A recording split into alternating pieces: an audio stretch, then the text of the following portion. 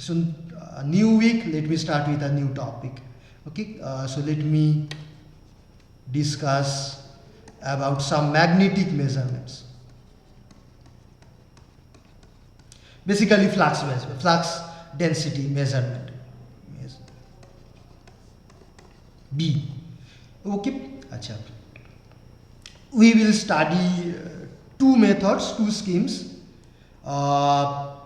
One is using ballistic galvanometer, another using Hall effect sensors.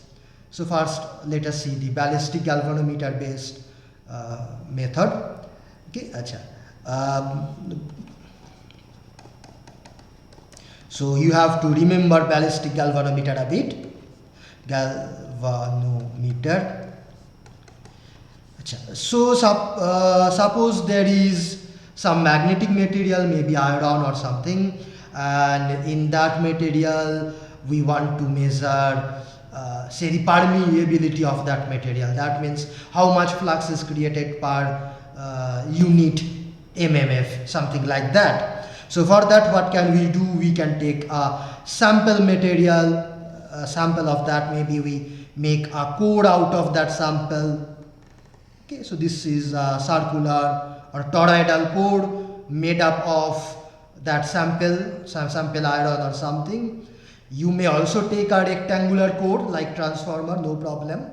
Okay, and suppose then here if we pass some current through a coil with turns, number of turns N1, current is I1, so this will create some magnetic flux, call it flux density is B, and then if the cross-sectional area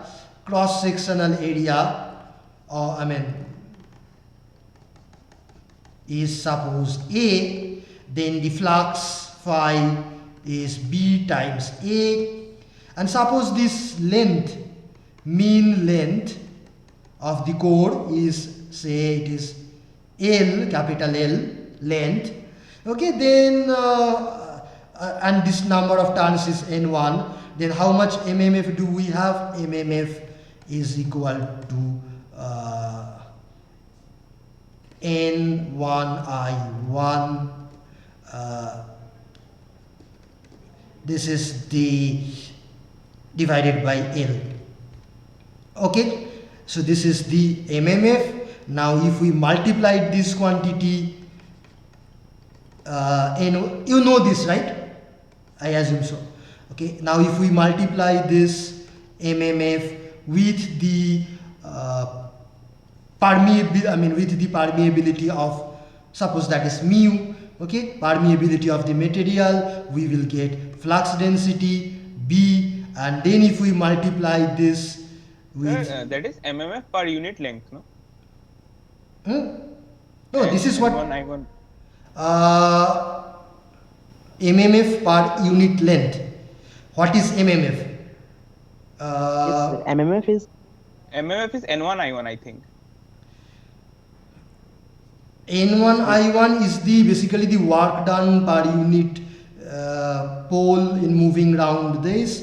That is N1I1 coming from the Ampere's law. Okay, and that okay, sorry. So this is N1I1 by L is H. H is magnetic field intensity, right? Okay, so let me write this H. This is the magnetic field intensity. Okay, this multiplied, and N1I1 is the work done in moving a unit fixed, imaginary unit magnetic pole. That work done is N1I1 as per Ampere's law.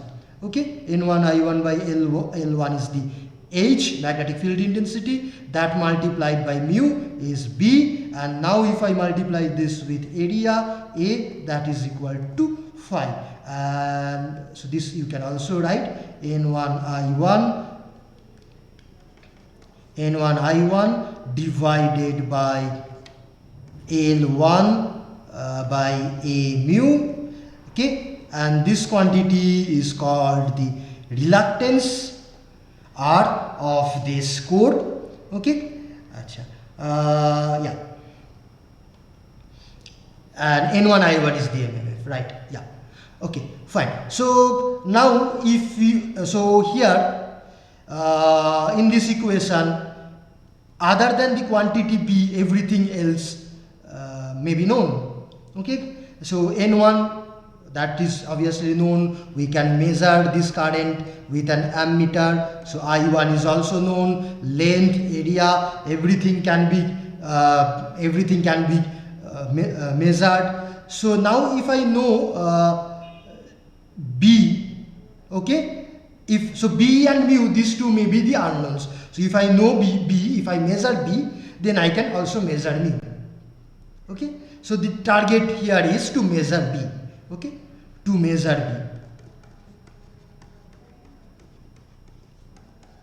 Now to measure B, what we will do is this. Suppose this is a battery through which this current is passed. Okay, then this is a switch. You may also have some rheostat to control the current.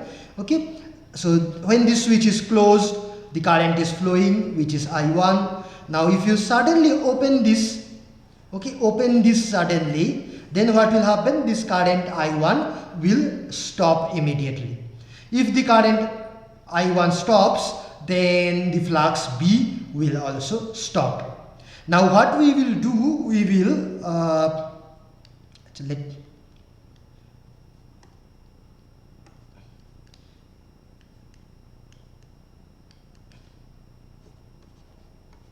so now let me take a second coil.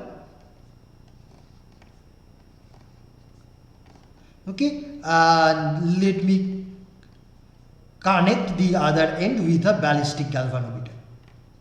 This is a ballistic galvanometer.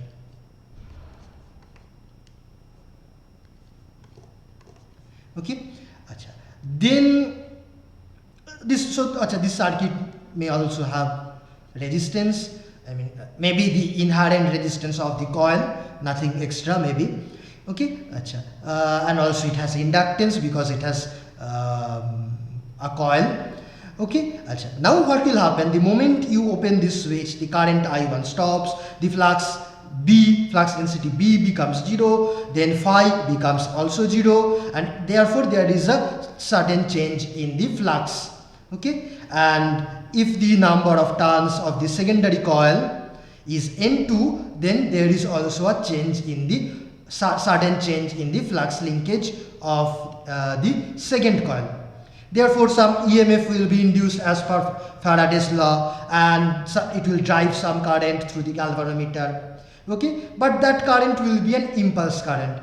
That current stays for a very short duration. I mean, basically, while this current is I1 is changing and while this flux is changing, then only the EMF is created, and only then the current is flowing. Once the EMF is gone, very soon the secondary current will also be gone. Okay, so therefore this current is an impulse current, and therefore we can ask the question, how much total charge is flown during this impulse current, and that can be measured using a ballistic galvanometer. Please recall that the principle of ballistic galvanometer essentially measures the charge flown through it during a short impulsive current. Okay, so this will measure charge Q during the impulse current. Now we will derive a relation between this charge Q and this flux B, flux density B, so that by observing the value of Q from the galvanometer, we can measure B.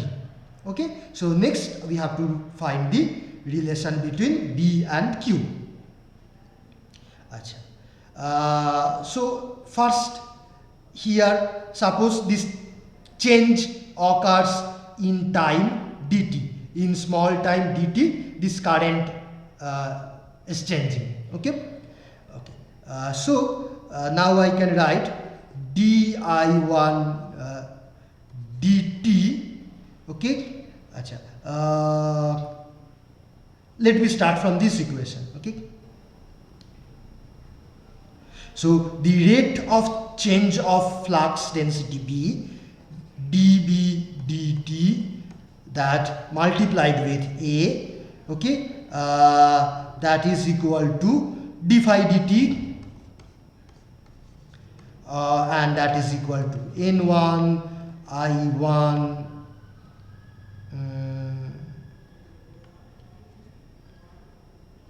Acha, I don't need this. Forgive me. I don't need to do Sir, this. Yes. sir, means here, have you assumed that as we switch off the current, the magnetic field will be instantly zero, means across the N2, so there will be a change in magnetic field that will induce the EMF. Yes. Yes. There will be a change in magnetic field, and that will change the EMF. Okay.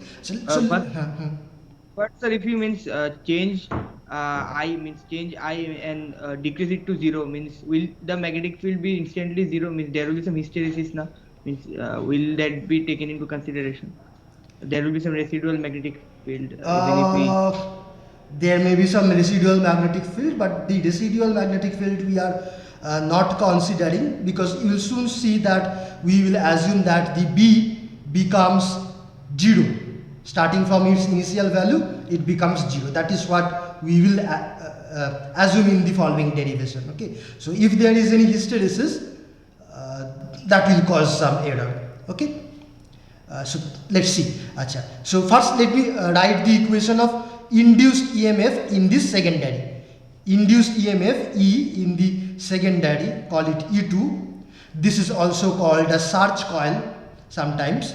Okay. Acha. E2 is equal to rate of change of flux linkage, let me call that psi, flux linkage of the secondary coil. Okay. And what is flux linkage? Flux linkage is nothing but phi multiplied by the number of turns. Okay. And phi is nothing but B into A into N2. Actually this B is changing, and A and N2 are constants. Okay. And now this E2, this should be equal to what? It should be equal to the, if this current is, suppose this current is I2, okay, then I can write this is equal to L2 di2 dt plus R2 d not d I2. Okay. I mean, in this secondary side, this coil and other things have some inductance. Everything together is L2. L2 di2 dt is this inductive voltage drop plus resistive voltage drop. So these two quantities are equal. Okay. So this is equal to d dt of BAN2. Now let me do an integration on both the sides. Okay. After multiplying with dt. Okay. Starting from when and finishing when. So basically starting from starting before the changes started to occur and finishing after the changes are over. Okay. So starting from when you is so means here should we not consider the mutual inductance between the two coils, means MDI1 by dt, means will not there be any term for that? M is definitely there, and definitely basically because of M this E2 is generated. Okay. This E2 is basically this E2 is equal to M times di1 dt. Yes sir, yes sir, understood sir. Okay. Yes. Yeah. But good question, really a good question. Thank you. Okay. So that we are, so now we are integrating, starting from when it starts to change and after the change is complete, that range I am not writing. Okay. You are, okay. And after you do the integration, what will happen? This here, L2, first term L2 is constant. Okay. And then di2 dt, that integration, Okay, basically dt goes away, so integration of I2 with the starting time, and okay, let me call that time 0, and after after dt, or what can I say? Okay, let me just call Sir, can you once again explain why we are not taking the term m di1 dt? M is there, we are not writing M explicitly, but this E2 is equal to m di1 dt. E2 is equal to m di1 dt. I am writing this in this way, but this is equal to m di1 dt. Okay, so this is the EMF induced. So okay, let me write it. So in the secondary you may write that m di1 dt. Okay, this voltage minus L2 di2 dt minus R2 I2, this is equal to 0, where this term is E2. Okay, which is equal to this. Okay, sir, got it. Acha, L2. Okay, so let me just start point, end point. Okay, start and end. Acha, plus this will become R2 I2 dt, that integration. Okay, I2 dt, that integration is how much? Is the total charge flown in this time, during this time. Okay, Q. And the right side, so B, A, N2, everything constant, and B is not constant, A, N2 is constant, and so this will be basically B starting and B end. Okay, Achha. Now can you tell me what will happen to this term? What is the value of I2 start and I2 end? 0. Excellent, zero. excellent, both 0. So that's gone away. Plus R2Q is this term, and what happens to this? Minus b considering no hysteresis. Right, absolutely right. So starting value is B, last value is 0. So assuming that we will get B. Okay, so sine etc. I did not do this that much rigorously. Because sine etc. Then I also have to consider the direction of current flow etc. Anyway, this galvanometer will give the magnitude of the charge. Okay, essentially we will get the magnitude. So let me just, to be safe, just let me write this. Okay. Achha. So from this we get B is equal to Q, which we read from the galvanometer, QR2AN2. Okay, now once we get the value of B, if you want you can plug it in these equations, and from that you can also calculate the value of permeability. Okay, fine. Sometimes we use a different scheme, slightly different scheme, where what we do here is this. So here we are making this current from I1 to 0. Sometimes people do this, they make it from I1 to minus I1. So basically then one uses a commutator.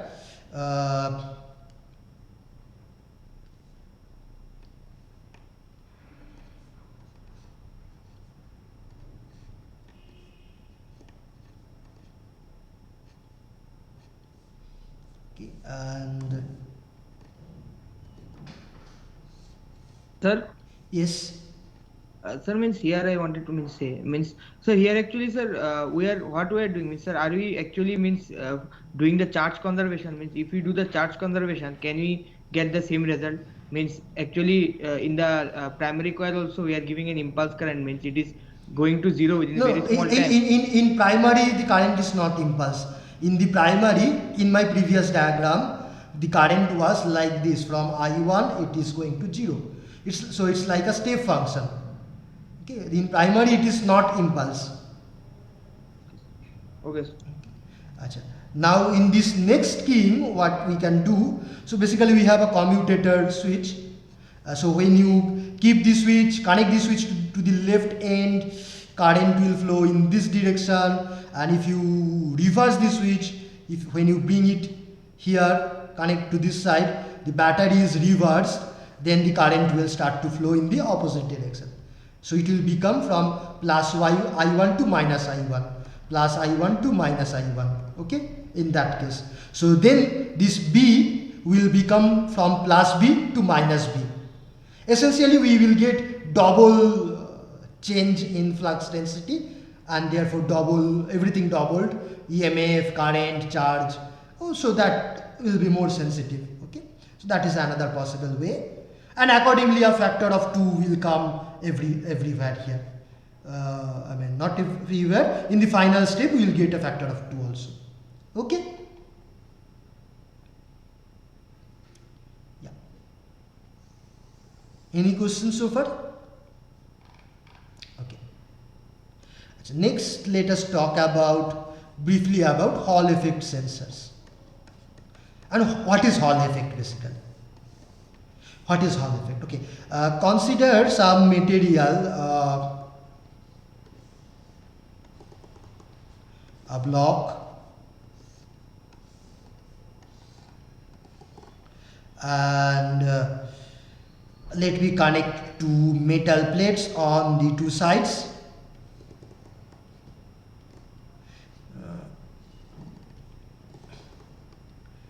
Okay, and let me also put and let me first pass some current. So these two sides, I mean ends are metal plates, and between that I have some battery. You can measure the current, okay. You may also put some resistance. Okay, so some current will then flow, okay, some current will flow from right to left, which you can also say that electrons are flowing from left to right, okay. And now while this is happening, at the same time, assume that there is a magnetic field, okay, and suppose the magnetic field that is in this direction, okay, basically from say front to back, okay. Now when these electrons are flowing, they are also in a magnetic field, so magnetic field is there everywhere, okay, so it's there everywhere, and also through this material, okay. And so these electrons are flowing in a magnetic field, and when electrons or any charged particle flows in a magnetic field, then what happens? It experiences some Lorentz force, okay. And what will be the direction of that force? Upwards, downwards. Okay, those are only the two possibilities in this case. Definitely it will be so definitely it will be the force will be perpendicular to the direction of the velocity of the electrons, It and will be downwards. we will check. But definitely it will be perpendicular to the velocity direction, and also perpendicular to the magnetic field, okay. Now which rule can we? Sir? Yes. So can you repeat the So setup? downwards. Upwards or downwards we will derive very soon, okay. What should I repeat? So the whole setup, like Okay, so basically, Right. yeah, basically here I have some material, okay, and two sides are attached to two metal plates, and between that I am applying some voltage, so some current can flow, and then the electrons are also flowing through this material everywhere, okay. And so electrons are flowing, or charged particles are flowing, and then there is also some magnetic field, and this magnetic field is perpendicular to the board, from front to back, that means perpendicular to the direction of this electron flow. Okay, and because of that, when charged particles flow in an electric field, it will experience some Lorentz force. Okay, and that Lorentz force will be perpendicular to the direction of the current or the velocity. Okay, Achha. Now say we start from, Achha, if these were positive charges, okay, if these were positive charges, suppose a positive charge is flowing plus q in this direction, okay, then and the magnetic field is in this direction, then now we can use left hand rule to find the direction of force. Okay, so let me do and you also do separately. So this is the direction of field, I mean from my side, and the motion of the and the current is in this direction, so my thumb is pointing upwards, so that would have been the force acting on a positive charge. Now since electrons are negative, so the force will be, so this will be the direction of force. If I have done this analysis correctly, you also check together with me. Okay, so it is coming out to be downwards. So this magnetic field that we are considering, it is external magnetic field or the magnetic field due to the current that is flowing through the wire, means the magnetic field that it is some external magnetic field that we are trying to measure. Okay, okay.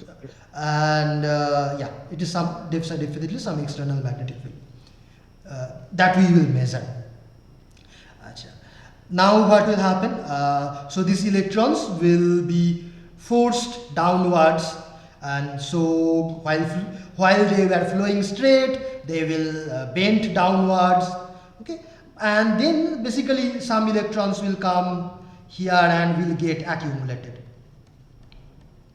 Essentially there will be a net negative charge accumulated in the lower side, or in other words there will be an equivalently net deficiency of electrons on the upper side or some positive charge on the upper side. Okay, so now what happens, these two accumulated charges, charge densities, they will also create a electric field. So that electric field, that electric field will be from plus to minus, and while considering electrons will experience force in the direction upwards because of these accumulated charges. Okay, electrons will try to go from this negative side to the positive side.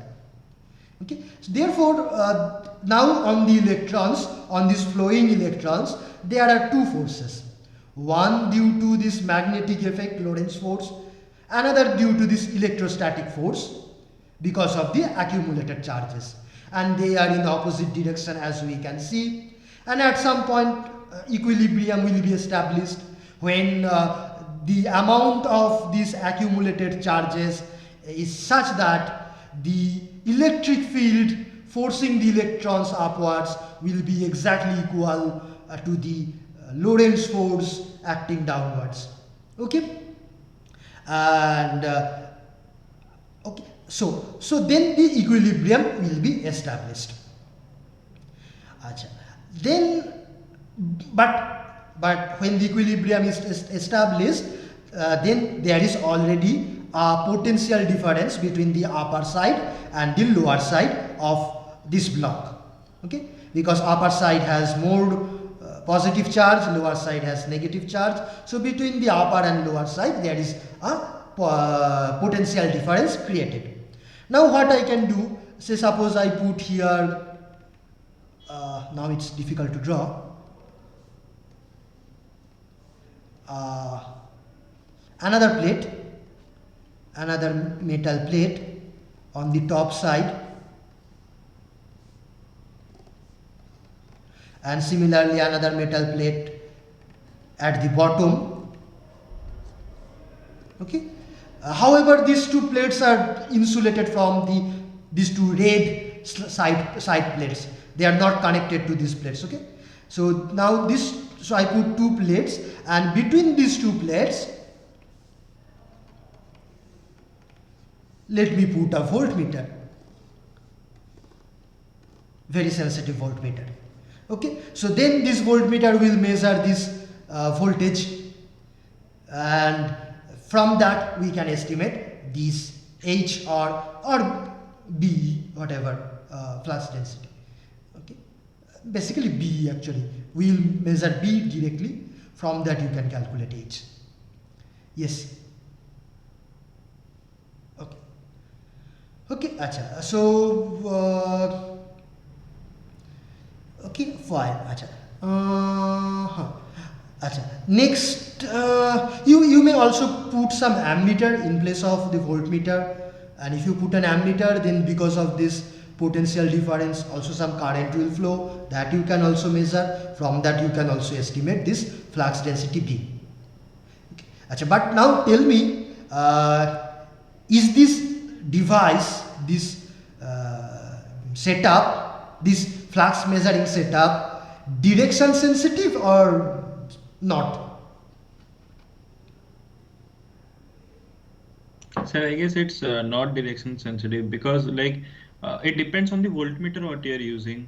Because that potential difference will get the magnitude of the potential difference, and if we reverse the down cell also will get the same potential difference. No, I meant actually a different thing. I meant is this. See, this potential difference that is created, that is due to the force on the electrons, which is the Lorentz force due to this flux density B. Okay, and so that force depends on the component of B in the direction. I mean, in this direction. Okay, if there is any flux density B, say in this direction, upwards, will that create any?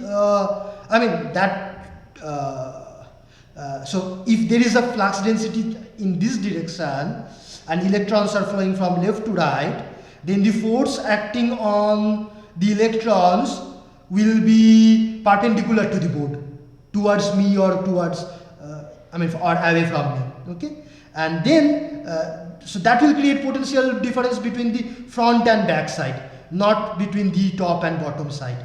Okay, so that will not be measured by this voltmeter. Or suppose I have a component of B which is parallel to this current flow, and then basically B cross product with the velocity that is 0, so no force will act and no potential difference will be created. So basically only the component of B which is perpendicular to this electron flow and perpendicular to this basically in this setup only the component which is perpendicular to the board, that will create this potential difference. So in a magnetic field, if you reorient everything, okay, then your reading will also change. Okay, so if if I call this, say, X, Y and Z, then basically this setup is measuring By, and if you want to measure Bx or Bz, you have to turn everything accordingly. Okay, Means I think the voltage that we'll be measuring will depend on the sign of the angle between the due velocity of the electrons and the magnetic field. I think the voltage, the magnitude of the voltage. Right, absolutely right. Basically, it is the force depends on the cross product between the velocity and the magnetic field. Okay, and for that cross product, some sin theta term will come. But also, Yes. That is true. But also another factor is there.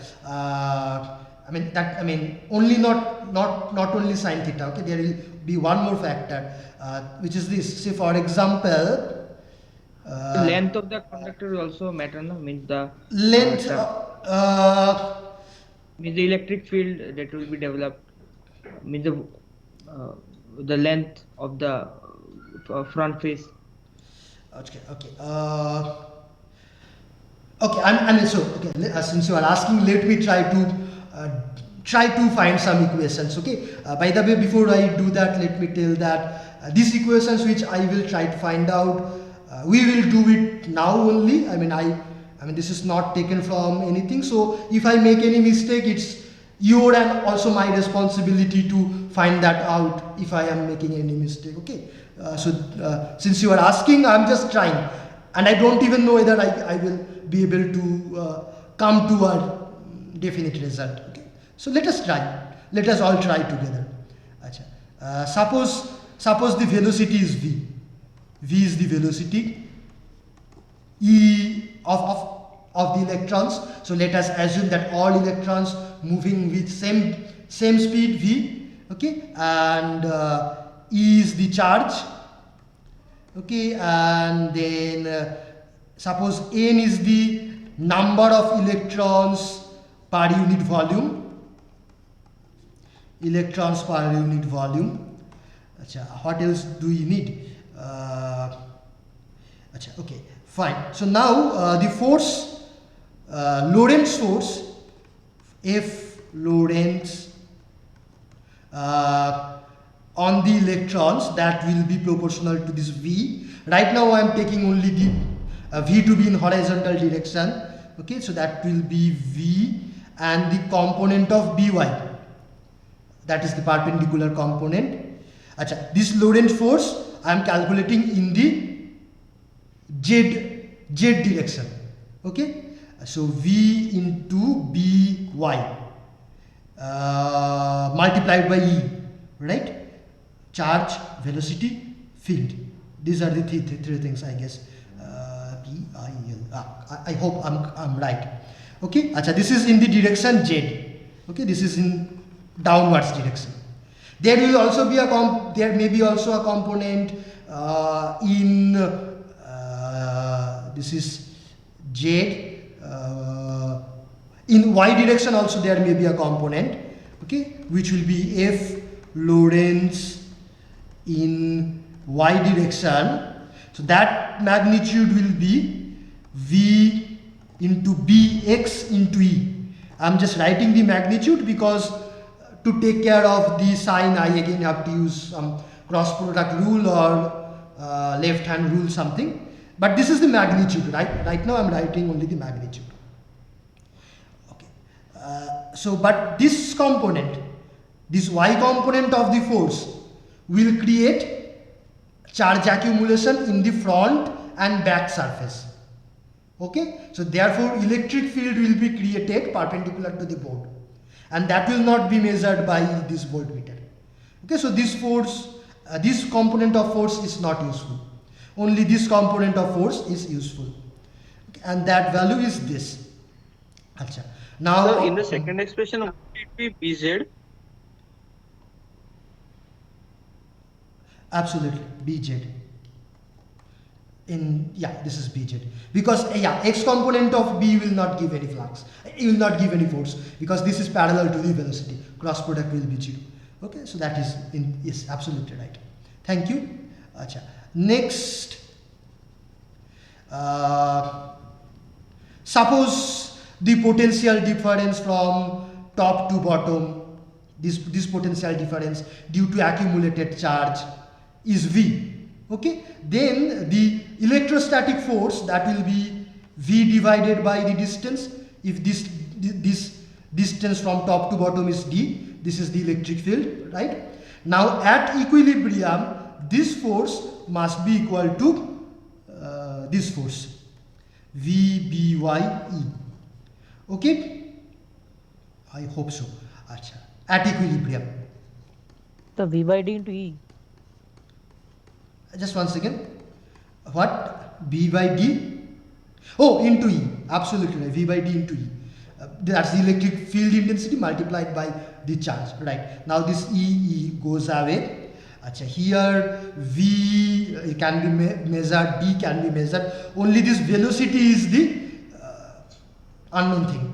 Achha, now let us see. I guess we know that this velocity will have a relation with the amount of current, this current. Mu into E. You can write V in terms of V in term. Okay, let me try. See. Means I will be any VDA, right? Means Yeah, something the like current that. Yeah, right. You're right. So this area, if I call it A, Yes, we do. then A into this velocity multiplied by n, number density, number of electrons per unit. So this is current. This is current. Okay, so from this I can get the value of V. So this will become By multiplied by I divided by A n. Correct? Okay. Now, yeah, from this you can get the value of. I'm not very sure if I have made any mistake, if I have not considered any factor here. But it looks like that from this velocity voltage we can get this flux density So By would there be component. an E? Which is I equal to Sir, NEA, NEAB. I equal to VDEN. the amount of charge. right. Number of electrons. This is the per unit charge. This is the sweep. Right. So there will be also a E. Yes. Right. Thank you. Okay. Acha. Okay. Acha. Next. So that is all about magnetic measurements, flux measurements we studied in this course. So next, let me say about two more bridge things. Let me say bridges for measuring mutual inductance. Mutual inductance measurement with bridge circuits.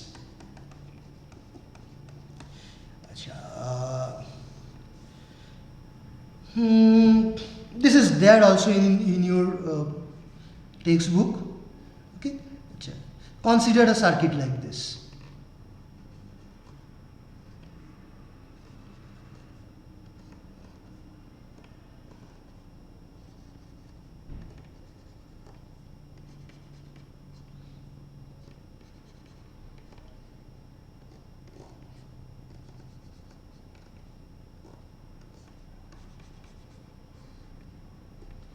Okay, call it L1, L2, R1, R2, R3, R4. I hope I am consistent with my previous numbering scheme. Doesn't matter. Next, let me give a supply and put a detector here. Now here in this diagram, these two coils are coupled coils, and between them we have mutual inductance. Okay. Next, so we also need some dots, otherwise we can't proceed much. Suppose this is the dot polarity. Okay. Suppose this is this may also be unknown, but suppose this is the case. And these two together is a paired coupled coil, and these resistances may be the part of the coil resistance, or we may also, in addition to that, we may add some extra resistance. Okay, so there may be some part from the coil resistance and some may be extra added to that in series. So all together I am calling it R1. Okay. And so this is another coil, R2, and this coil is suppose the unknown one, and between these two I have the mutual inductance M. Okay, so this coil is unknown coil, has the unknown mutual inductance, and this is a standard one. So L2, R2 is known, R3, R4 known, variable, standard. L1 is also known. If it is not known, you can measure L1 separately using one of our previous schemes for measuring self-inductance, like Maxwell's bridge. Okay, so L1 is also known. Only M is suppose the unknown. Next, let us find out the balance equation. At balance, suppose the current in the left side is I1 and in the right side is I2. So here also I1, I2 and no current through the detector at balance. Okay, if so, that means this potential across R3 and R4, they will be equal at balance. So I can write I1 R3 equal to I2 R4. This is one equation, and now also this potential from here to here and this potential from here to here, they should also be equal. Okay, just suppose the frequency is omega, then this potential will be I2 R2 plus I2 L2 omega j. Let me write L2 omega first. J omega L2, like this. So this is the potential across this branch, and this should be equal to the potential in this branch. Okay, now how much is the potential in this branch? Can you tell me?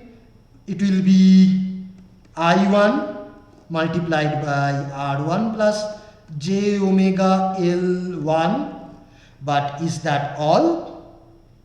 There will be mutual inductance. There will be a mutually induced EMF also. And how much will be that? Minus M I1 plus I2 into J L of that into. Absolutely right. J omega M, the mutual impedance, and this current here, this current is I1 plus I2. These two currents are flowing through this, so I1 plus I2. Okay, and why minus? Because this current is leaving the dot according to my taken sign convention, and here therefore this side will be positive. This point will have positive end of the induced, mutually induced EMF. So we'll get a voltage rise, and this part is voltage drop. So therefore minus sign. Okay, so now we have basically two equations, and I1, I2, these two variables, if you eliminate using two equations, then we can relate the other impedance quantities. So let me try. So from equation 2 I can write I2 multiplied by R2 plus j omega L2. From here let me bring this plus j omega M, this term here. Right side is I1 with R1 plus j omega L1 minus j omega M. Okay, and now this equation. Okay, so let me divide this equation with the first equation, something like this. Divide this by I2 R4, this one, and divide this by I1 R3. I1 goes away, I2 goes away. So now we have a relation relating only the impedances. Okay, so let me see what else can we say from here. If I take the imaginary part from both the sides, then L2 M plus M by R4, that will be equal to L1 minus M by R3. Okay, suppose M is my unknown, so now let me multiply R3 here, and if I make any mistake, please check that.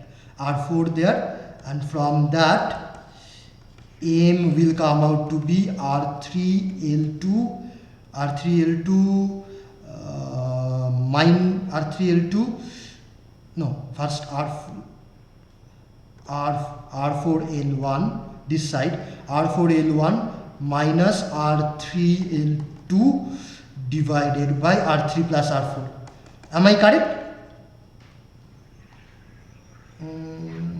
Yes, sir. Okay. Yes, sir. Yeah. Now one thing that will happen. So see, if I said this M can also be, M is definitely the unknown, but this dot convention may also be, dot positions may also be unknowns. And if that is the case, suppose actual dot positions are different than what I have taken, what will happen? Will we get a balance? It will be negative. Yes, we will get a negative value of M. Okay. If we choose dots in this way, but actual dots are in the opposite the direction, then we will get a negative value here. In fact, this quantity can take both positive and negative value. You see, if L1 is bigger, L1 R4 is bigger, it will be positive. If this is bigger, it will be negative. Okay, so for this you do not need to know the dot convention, dot positions a priori. Let me finish very quickly with a last thing. Or do you have time? So Or is it? It's the time actually. It's one already. Yeah. It's 1-3. Okay. So let us stop here. So what will be varying in the last bridge? Pardon? What So will what be? will be which component will vary in the last bridge while balancing? Okay, so here we are measuring M, okay, and L1 may not be in our control because L1 is part of this coil also, so L1 is not controllable, okay. But these things R3, R4, this is a standard one, so these things you can vary your control. And this R1, maybe if it is just this coil resistance, then you cannot control. But if you need to control it, and suppose you are not getting balance without controlling, then you can in series add a resistance and control that. Yeah, you can only increase it, but you cannot decrease it. Okay, M was the unknown. But anyway, just one second. Anyway, the thing is that you can always use this in different ways. For example, if you know M, you can use this bridge to measure other quantities. So that's also possible. Okay.